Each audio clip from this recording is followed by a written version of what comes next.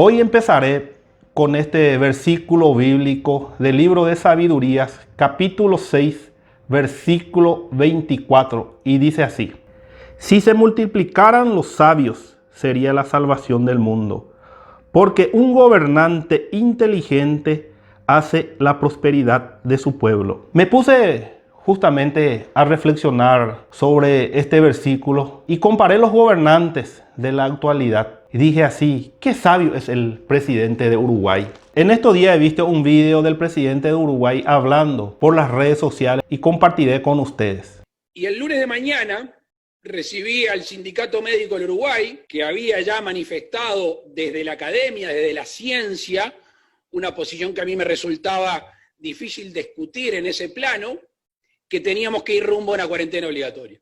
Y en esa reunión, y después lo hicimos público, yo le dije si alguien estaba dispuesto a encarcelar, a detener a un uruguayo que salía a hacer el peso, que salía a hacer un poco de dinero para parar la olla, no para un mes, sino para ese día.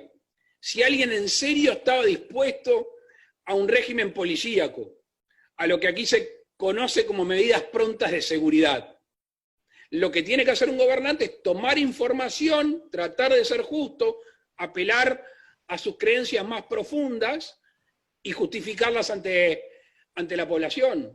En un momento tuvimos una presión muy fuerte de que había que generar más tributos, aumentar los tributos al patrimonio, aumentar los tributos a la gente que tiene emprendimientos mayores. Y yo me negué rotundamente. ¿Por qué? Porque son los que están empujando y los que van a empujar la salida del país. Si nosotros en la pandemia castigamos al que emprende, castigamos al que da laburo, castigamos al que produce, al que innova, al que comercia, ese va a quedar en la vera del camino. Uruguay nos demuestra que no es cerrando los comercios o las fronteras que se gana este virus. Prueba de ello es que Uruguay tiene la menor tasa de contagios y muertes sin cerrar sus comercios. Varios amigos me comentaron que ellos son muy disciplinados y realmente lo son. Al comienzo de la pandemia, la gran mayoría estuvimos de acuerdo con nuestro presidente y nos quedamos en nuestros hogares para ganar tiempo y se pueda equipar los hospitales. Pero viendo el ejemplo del país vecino, nuestro presidente hubiera decretado que se vuelva a abrir las fronteras y que la gente vuelvan a trabajar respetando las medidas sanitarias pertinentes y no esperar una manifestación para poder habilitar la frontera. Usted me va a decir: pero abrir la frontera no depende solo de nuestro presidente. Tenés toda la razón, pero también el presidente debe ser sabio y saber negociar con sus aliados presidentes de los países vecinos si realmente lo interesa. Es más, esperaron que haya muchos contagios para empezar a equipar los hospitales. Acá hace poco se estuvo construyendo un pabellón que hasta hoy día no terminaron todavía. En cuanto a las medidas económicas, un desastre todo. Todo muy lento. Para el rubro de hotelería, hace meses que un proyecto de ley de exoneración del 50% de la energía está en el Senado. Demoró tiempo y luego se aprobó y se fue a la Cámara de Diputados. Demoró nuevamente, se aprobó con modificaciones y volvió a la Cámara de Diputados. Y en cuanto a eso, ¿cuántos hoteles ya se habrán cerrado definitivamente sus puertas? Además, en cuanto a los impuestos, a principio de la pandemia, se prorrogó el pago de impuestos a la renta. Luego se dijo que se iba a pagar este año el anticipo de impuesto a la renta solo el primero. Pero al final pagamos el primero, el segundo y salió un decreto que prácticamente nos obliga a pagar el tercero y tal vez el cuarto. Es más, esta pandemia nos demostró cómo el Estado gasta todo lo recaudado para pago de salario de funcionarios públicos o para las corrupciones reinantes.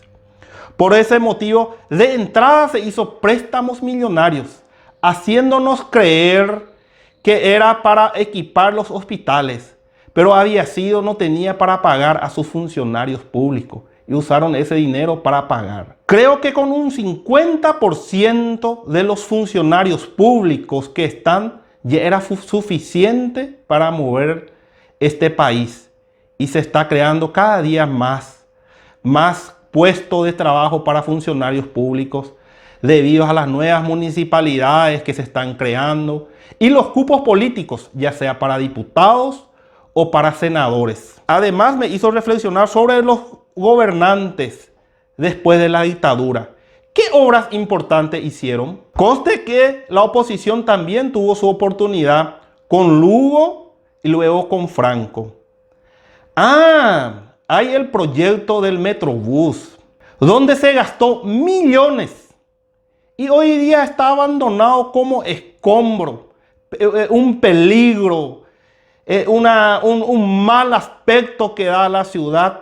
Y lo único que se consiguió con ese proyecto es perjudicar a los emprendedores de la zona. Y por dicho motivo, muchos de ellos cerraron las puertas. Se hubiera preparado el verdadero metro que se tiene en las grandes ciudades de Europa o del Brasil. Se hubiera hecho si no daba para hacer por abajo, se hubiera preparado para hacer por arriba. Así como hay en una parte en São Paulo, el metro pasa por arriba. Volviendo a la lentitud del Estado, siempre se habla de la ley de la maquila al sonido de tambores. Hace un año aproximadamente yo estuve a punto de abrir una fábrica y me fui a São Paulo a ver las maquinarias. Luego un amigo me dijo: Fernando, antes de comprar las maquinarias, yo te recomiendo, vámonos en el Ministerio de Industria y Comercio a ver los requisitos para que pueda hacer la maquila. Y me fui allá con la intención de conseguir la resolución de la maquiladora y así que yo pueda economizar el IVA al traer las máquinas aquí en Paraguay, ¿verdad? Luego me fui y me pidieron los requisitos, bastantes requisitos. Primero de ellos fue registro de marcas y luego los demás. Lo que sí, para hacer todos los trámites iban a demorar más de 6 meses y ese me desanimó y por eso no abrí la fábrica. Desistí de abrir la fábrica. Lo que le quiero decir con esto es la lentitud. ¿Cuántos empresarios del exterior ya habrán desistido de invertir en Paraguay por dicho motivo? ¿Y quién pierde con esto? La ciudadanía, porque se deja de crear fuentes de trabajo. Y el país, porque se deja de generar riqueza al país, se deja de recaudar por los impuestos que generaría dichas industrias. En estos días he visto en las páginas de noticias que empresarios del Paraguay invertirá en los free shop de Brasil. ¿Por qué eso? Porque aquí cada día está más difícil. Mucha corrupción, mucha coima, todo muy lento. Hasta yo pienso ya de vender todos mis intereses y ir de repente al Uruguay, donde ahí sí hay gobernantes sabios que le dan la debida importancia a los que emprenden, a los que innovan y a los que generan fuente de trabajo.